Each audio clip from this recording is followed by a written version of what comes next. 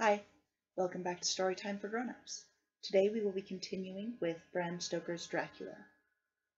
Thus far, we followed Jonathan Harker on his journey to Transylvania, watched as he learned the horrifying truth of the Count. We then moved to several of his friends and acquaintances. We watched as they too became aware through the tragedy of Lucy's death and the horror of her return from death of the nature of the Count. After everyone caught up, they began their hunt to rid the Count of the earth forever. During this hunt, it was found that Renfield, a psychiatric patient of Dr. Seward's, was in fact in service to the Count. In addition, after having asked Mina, Jonathan's fiancée and now wife, to step out of the planning and the fighting for the purpose of her own fragility, Mina was in fact targeted by the Count. She is now back in the know with the current plans.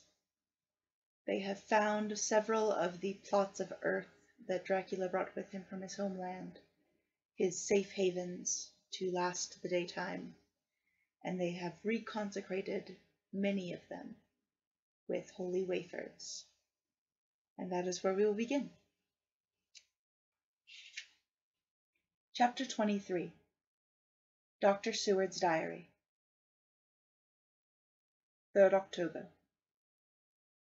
The time seemed terrible long whilst we were waiting for the coming of Godalming and Quincey Morris.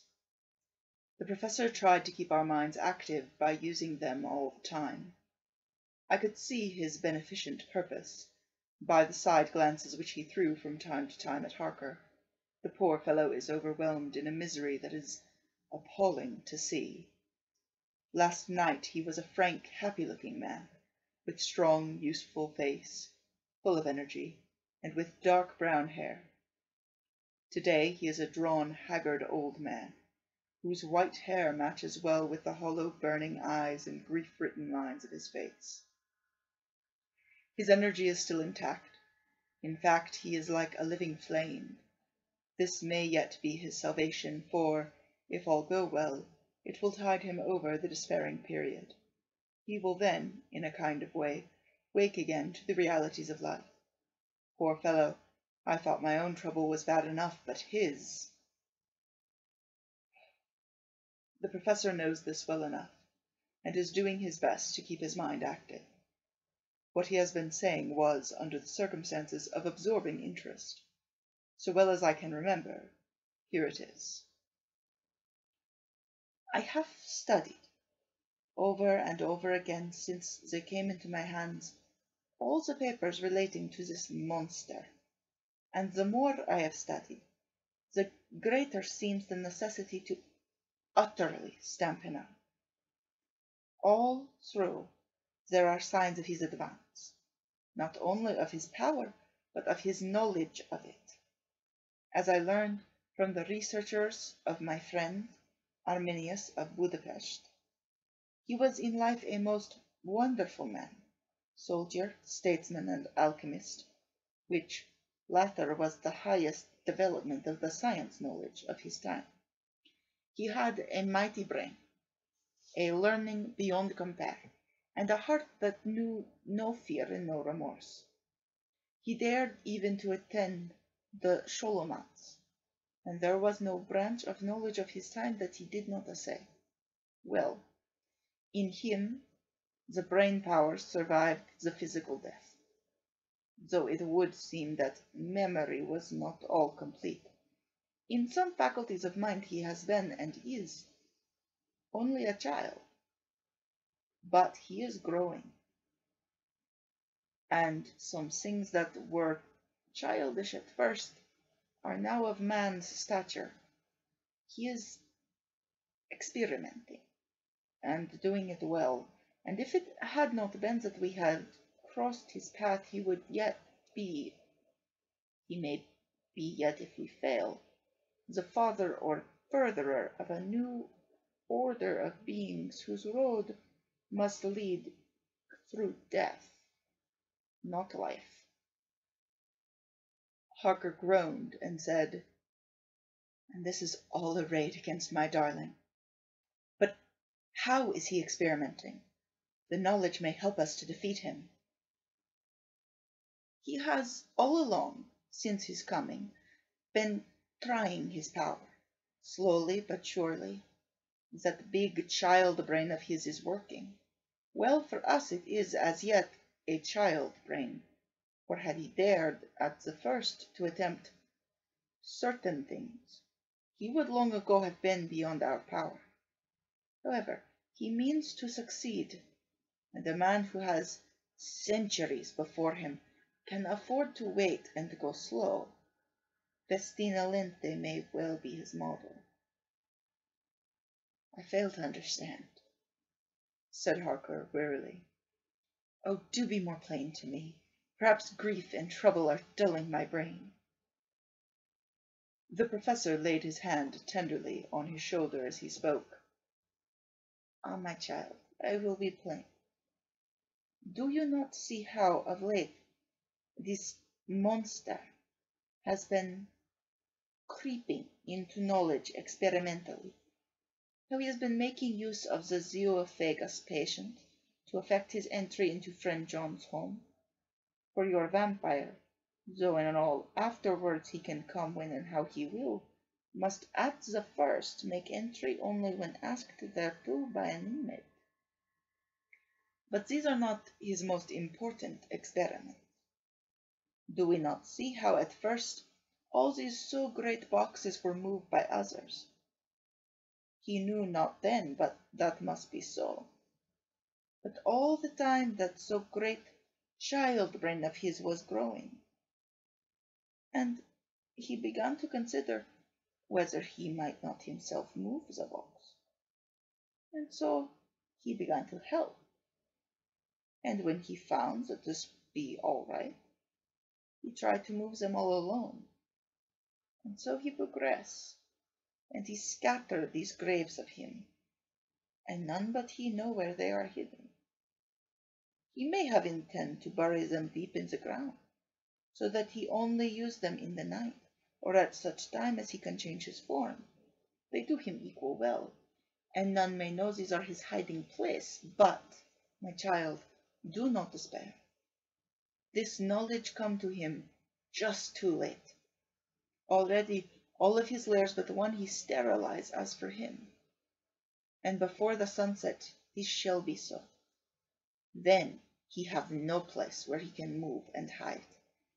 I delayed this morning that so we might be sure. Is there not more at stake for us than for him? Then why we not be even more careful than him? By my clock it is 1 hour, and already, if all be well, Friend Arthur and Quincy are on their way to us. Today is our day, and we must go sure, if slow, and lose no chance. See, there are 5 of us, when those absent ones return."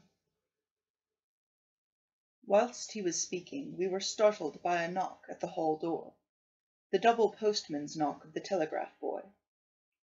We all moved out to the hall with one impulse, and Van Helsing, holding up his hand to us to keep silence, stepped to the door and opened it. The boy handed in a dispatch. The professor closed the door again, and, after looking at the direction, opened it and read aloud. "Look out for D. He has just now, 12:45, come from Carfax hurriedly, and hastened toward the south. He seems to be going the round, and may want to see you. Min."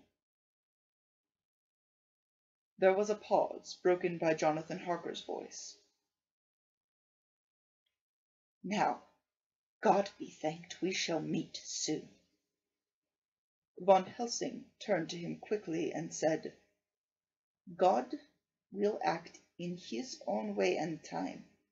Do not fear, and do not rejoice as yet, for what we wish for at the moment may be our undoings." "I care for nothing now," he answered hotly. except to wipe out this brute from the face of creation.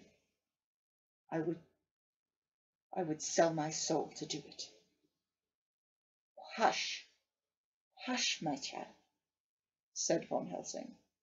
God does not purchase souls in this wise, and the devil, though he may purchase, does not keep faith. But God is merciful and just, and knows your pain, and your devotion to that dear Madamina. Think you how her pain would be doubled did she but hear your wild words. Do not fear any of us. We are all devoted to this cause, and today shall see the end. The time is coming for action. Today, this vampire is limited to the powers of man. Until sunset, he may not change. It will take him time to arrive here. See, it is 20 minutes past 1, and there are yet some times before he can hither come, be he never so quick. What we must hope for is that my Lord Arthur and Quincy arrive first. About half an hour after we had received Mrs. Harker's telegram, there came a quiet, resolute knock at the hall door. It was just an ordinary knock, such as is given hourly by thousands of gentlemen, but it made the professor's heart and mind beat loudly. We looked at each other, and together moved out into the hall. We each held ready to use our various armaments, the spiritual in the left hand, the mortal in the right.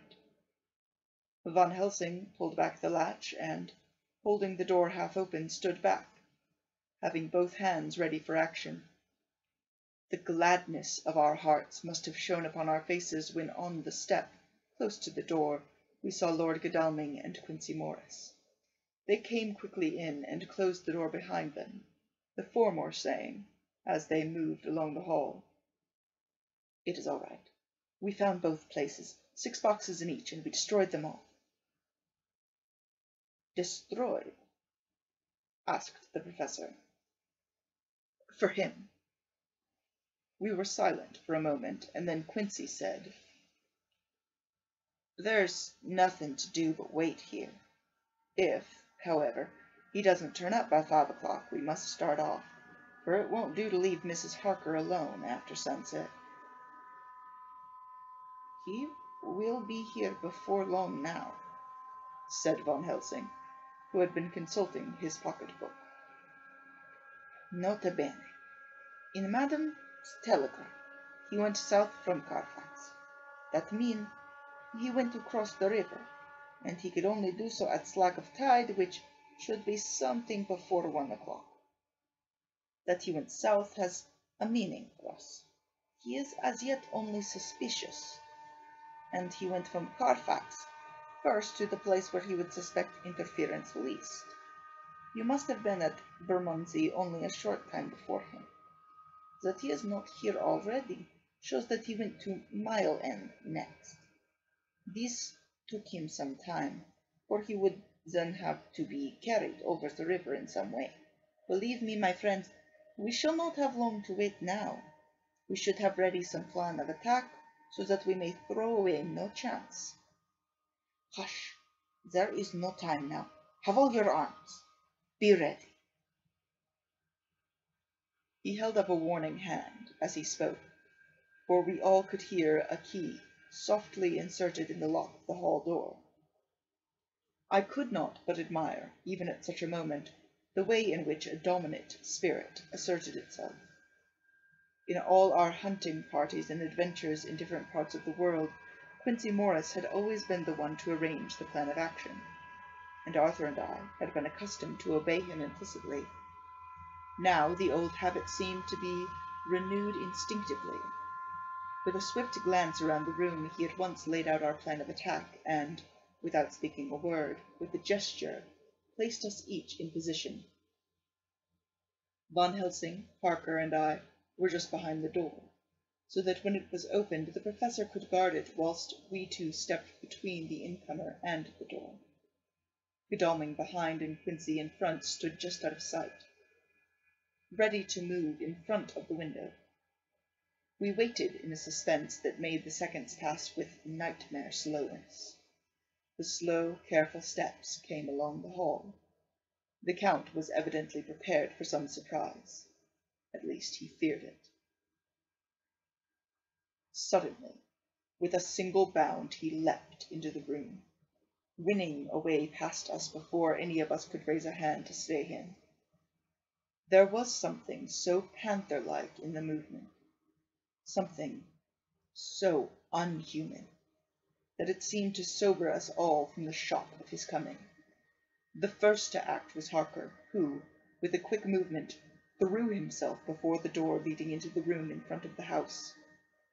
As the Count saw us, a horrible sort of snarl passed over his face, showing the Eve teeth long and pointed, but the evil smile as quickly passed into a cold stare of lion-like disdain.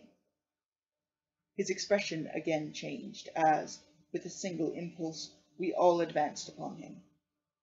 It was a pity that we had not some better organized plan of attack, for even at the moment I wondered what we were to do. I did not myself know whether our lethal weapons would avail us anything. Harker evidently meant to try the matter, for he had ready his great kukri knife, and made a fierce and sudden cut at him. The blow was a powerful one. Only the diabolical quickness of the Count's leap back saved him. A second less, and the trenchant blade had shorn through his heart. As it was, the point just cut the cloth of his coat, making a wide gap whence a bundle of banknotes and a stream of gold fell out. The expression of the Count's face was so hellish that for a moment I feared for Harker. Though I saw him throw the terrible knife aloft again for another stroke, instinctively I moved forward with a protective impulse, holding the crucifix and wafer in my left hand. I felt a mighty power fly along my arm, and it was without surprise that I saw the monster cower back before a similar movement made spontaneously by each one of us. It would be impossible to describe the expression of hate and baffled malignity, of anger and hellish rage, which came over the Count's face. His waxen hue became greenish-yellow by the contrast of his burning eyes, and the red scar on the forehead showed on the pallid skin like a palpitating wound. The next instant, with a sinuous dive, he swept under Harker's arm, ere his blow could fall, and, grasping a handful of the money from the floor, dashed across the room, threw himself at the window. Amid the crash and glitter of the falling glass, he stumbled into a flagged area below. Through the sound of the shivering glass I could hear the ting of the gold, as some of the sovereigns fell on the flagging. We ran over and saw him spring unhurt from the ground. He, rushing up the steps, crossed the flagged yard, and pushed open the stable door. There he turned and spoke to us.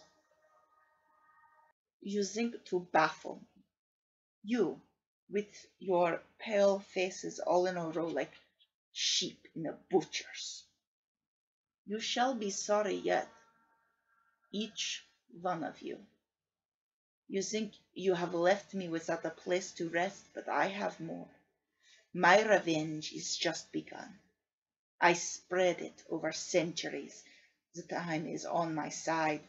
Your girls, that you all love, are mine already, and through them, you and others shall yet be mine, my creatures, to do my bidding and to be my jackals when I want to feed. Bah!" With a contemptuous sneer, he passed quickly through the door, and we heard the rusty bolt creak as he fastened it behind him. A door beyond opened and shut. The first of us to speak was the professor, as, realizing the difficulty of following him through the stable, we moved toward the hall. "We have learnt something, much. Notwithstanding his brave words, he fears us. He fears time, he fears want. For if not, why he hurry so? His very tone betray him. Or my ears deceive? What takes that money? You follow quick. You are hunters of wild beasts and understand it. So for me, I make sure that nothing here may be of use to him, if so that he return. As he spoke, he put the money remaining into his pocket, took the title deeds in the bundle as Harker had left them, and swept the remaining things into the open fireplace, where he set fire to them with a match. Godalming and Morris had rushed out to the yard, and Harker had lowered himself from the window to follow the Count. He had, however, bolted the stable door, and by the time they had forced it open there was no sign of him. Von Helsing and I tried to make inquiry at the back of the house, but the mews was deserted, and no one had seen him depart. It was now late in the afternoon, and sunset was not far off. We had to recognize that our game was up. With heavy hearts, we agreed with the professor when he said, "Let us go back to Madam Mina. Poor, poor dear Madam Mina. All we can do just now is done, and we can there, at least, protect her. But we need not despair. There is but one more earth box, and we must try to find it. When that is done, all may yet be well." I could see that he spoke as bravely as he could to comfort Harker. The poor fellow was quite broken down. Now and again he gave a low groan which he could not suppress. He was thinking of his wife. With sad hearts we came back to my house, where we found Mrs. Harker waiting for us, with an appearance of cheerfulness which did honour to her bravery and unselfishness. When she saw our faces, her own became as pale as death. For a second or two her eyes were closed as if she were in a secret prayer, and then she said cheerfully, "I can never thank you all enough. Oh, my poor darling!" As she spoke, she took her husband's grey head in her hands and kissed it. "Lay your poor head here and rest it. All will yet be well, dear. God will protect us, if he so will it in his good intent." The poor fellow groaned. There was no place for words in his sublime misery. We had a sort of perfunctory supper together, and I think it cheered us all up somewhat. It was, perhaps, the mere animal heat of food to hungry people, for none of us had eaten anything since breakfast. Or the sense of companionship may have helped us. But anyhow we were all less miserable, and saw the morrow as not altogether without hope. True to our promise, we told Mrs. Harker everything which had passed, and although she grew snowy white at times when danger had seemed to threaten her husband, and red at others when his devotion to her was manifested, she listened bravely and with calmness. When we came to the part where Harker had rushed at the Count so recklessly, she clung to her husband's arm, and held it tight as though her clinging could protect him from any harm that might come. She said nothing, however, till the narration was all done, and matters had been brought right up to the present time. Then, without letting go of her husband's hand, she stood up amongst us and spoke. Oh, that I could give any idea of the scene, of that sweet, sweet, good woman, in all the radiant beauty of her youth and animation, with the red scar on her forehead, of which she was conscious, and which we saw with grinding of our teeth, remembering whence and how it came, her loving kindness against our grim hate, her tender faith against all our fears and doubting, and we, knowing that so far as symbols went, she with all her goodness and purity and faith was outcast from God. "Jonathan," she said, and the word sounded like music on her lips, it was so full of love and tenderness. "Jonathan, dear, and you, all my true, true friends, I want you to bear something in mind through all this dreadful time. I know that you must fight. that you must destroy, even as you destroyed the false Lucy, so that the true Lucy might live hereafter. But it is not a work of hate. That poor soul, who has wrought all this misery, is the saddest case of all. Just think what will be his joy when he, too, is destroyed in his worser part, that his better part may have spiritual immortality. You must be pitiful to him, too, though it may not hold your hands from his destruction.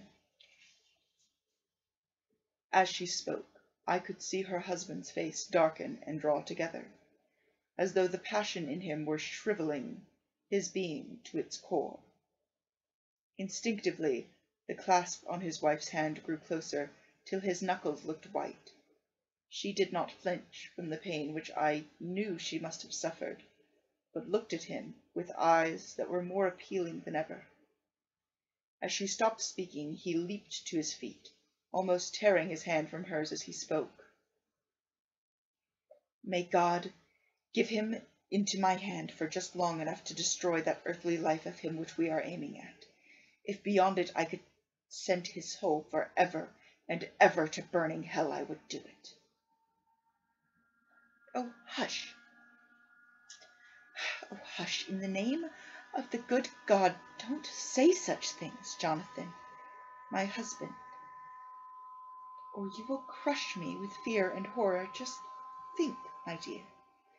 I have been thinking all this long, long day of it, that perhaps some day I too may need such pity, and that some other, like you, and with equal cause for anger, may deny it to me.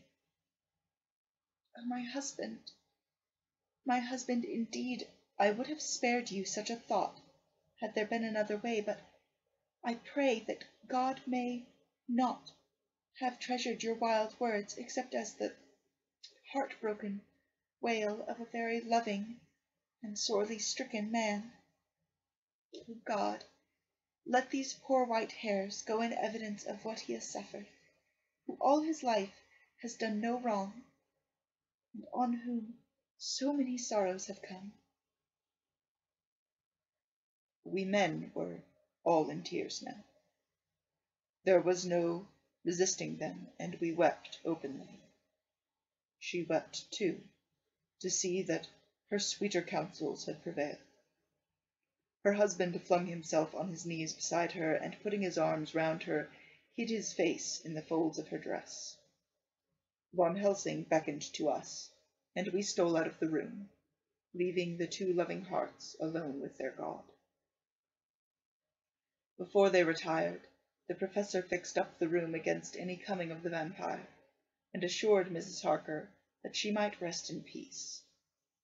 She tried to school herself to the belief, and, manifestly for her husband's sake, tried to seem content. It was a brave struggle, and was, I think and believe, not without its reward. Von Helsing had placed a bell, which either of them was to sound in case of any emergency. When they had retired, Quincy, Godalming, and I arranged that we should sit up, dividing the night between us, and watch over the safety of the poor stricken lady.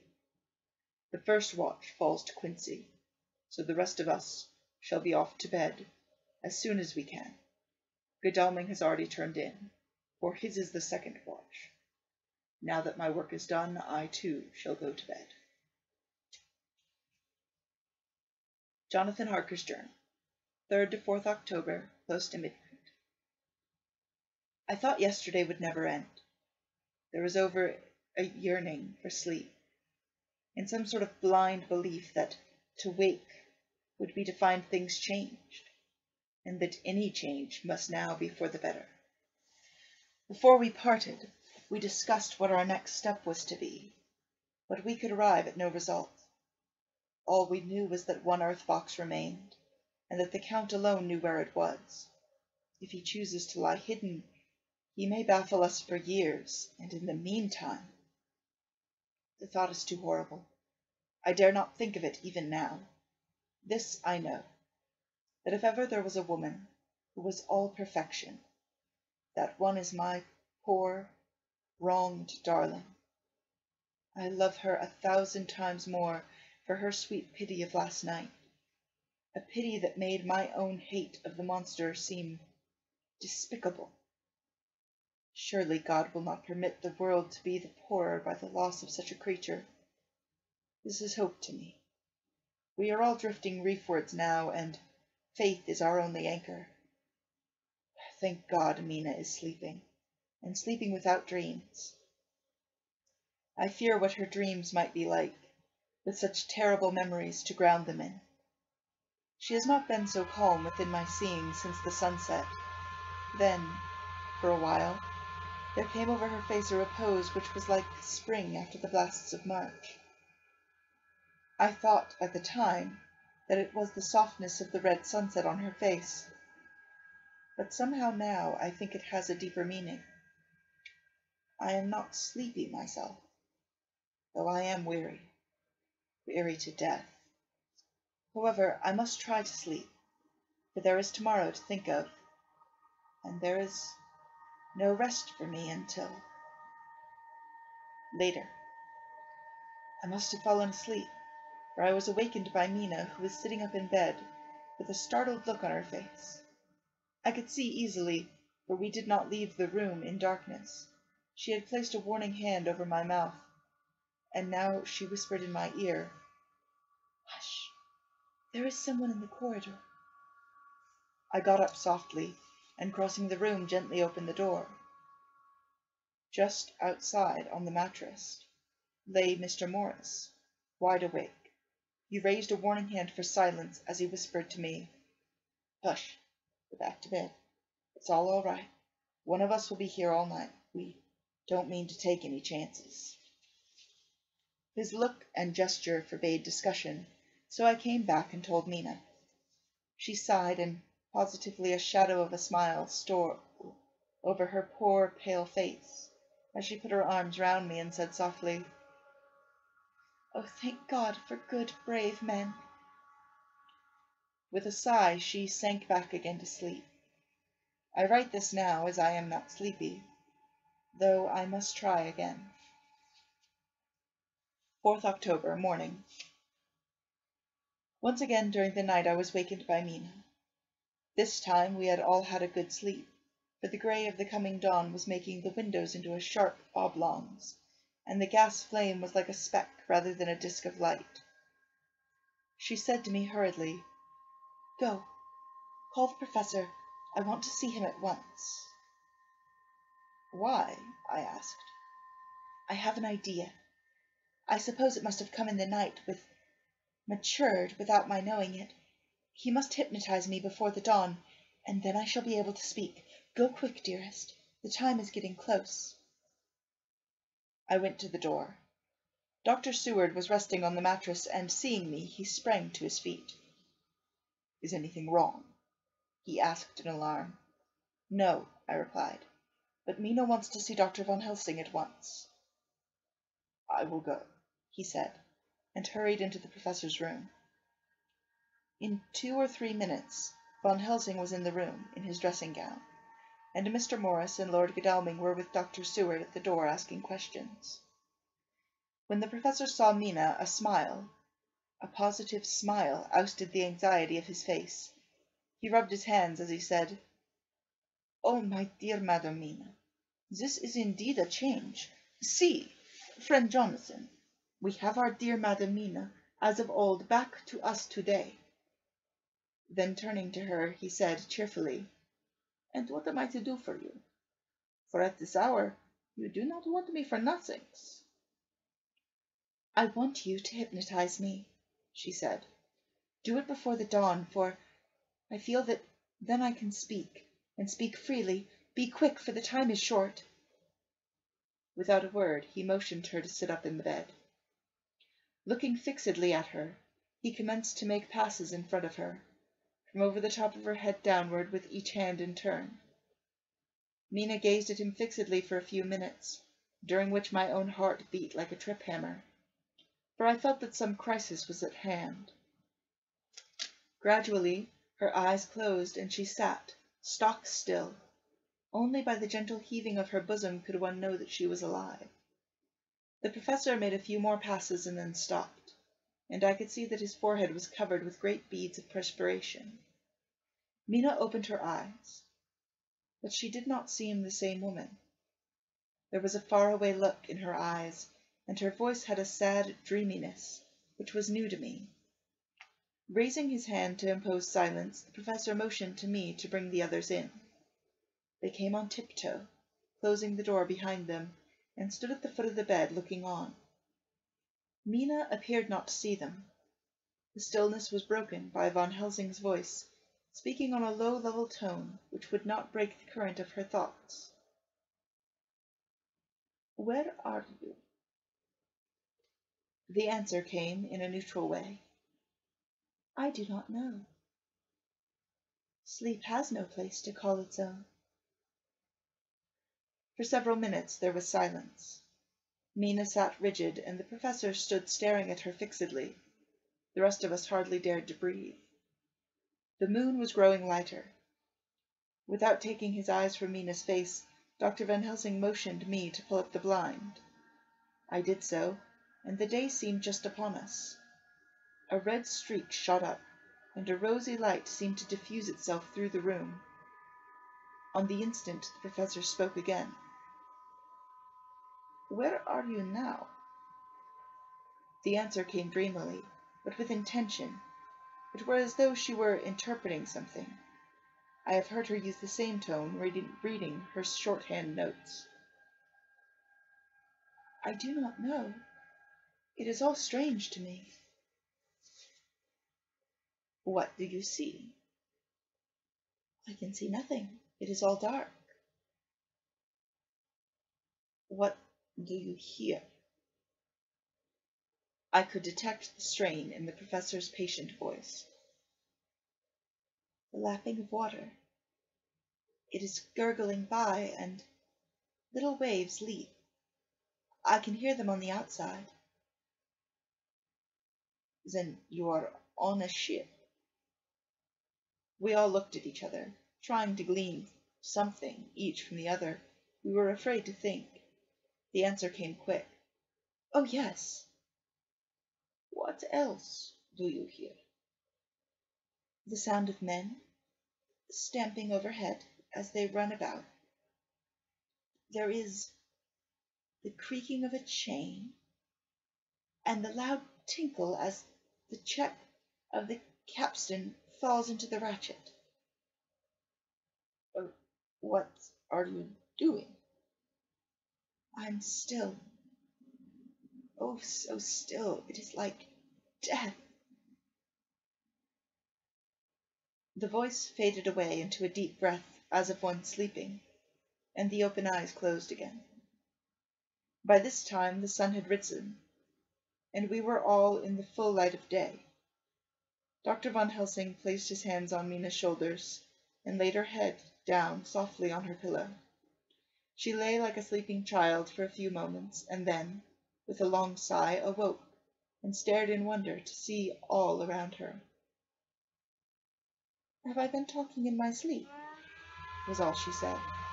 She seemed, however, to know the situation without telling, though she was eager to know what she had told. The professor repeated the conversation, and she said, "Then there is not a moment to lose. It may not be yet too late." Mr. Morris and Lord Godalming started for the door, but the professor's calm voice called them back. "Stay, my friends. That ship, wherever it was weighing anchor whilst she spoke. There are many ships weighing anchor at the moment in your so great port of London.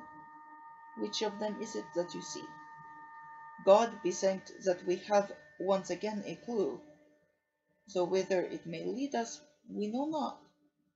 We have been blind somewhat, blind after the manner of men, since when we can look back we see what we might have been seeing looking forward. if we had been able to see what we might have seen. Alas, but that sentence is a puddle, is it not? We can know now what was in the Count's mind when he seized that money, though Jonathan's so fierce knife put him in the danger that even he dread. He meant escape, hear me? Escape. He saw that with what one earth box left, and a pack of men following like dogs after a fox, this London was no place for him. He have take his last earth box on board a ship, and he leave the land. He think to escape, but no, we follow him. Tally ho, as friend Arthur would say when he put on his red frock. Our old fox is wily, oh, so wily, and we must follow with wile. I too am wily, and I think his mind in a little while.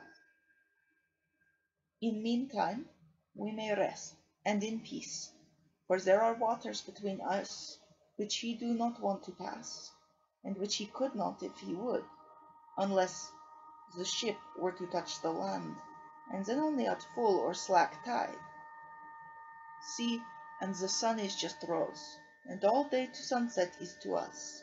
Let us take bath, and dress, and have breakfast, which we all need, and which we can eat comfortably, since he be not in the same land with us. Mina looked at him appealingly as she asked, "But why need we seek him further, when he's gone away from us?" He took her hand and patted it as he replied, "Ask me nothings, as yet. When we have breakfast, then I answer all questions." He would say no more, and we separated to dress. After breakfast, Mina repeated her question. He looked at her gravely for a minute, and then said sorrowfully, "Because, my dear, dear Madam Mina, now, more than ever, we must find him, even if we have to follow him to the jaws of hell." She grew paler as she asked faintly, "Why?" "Because," he answered solemnly, "he can live for centuries, and you are but mortal woman.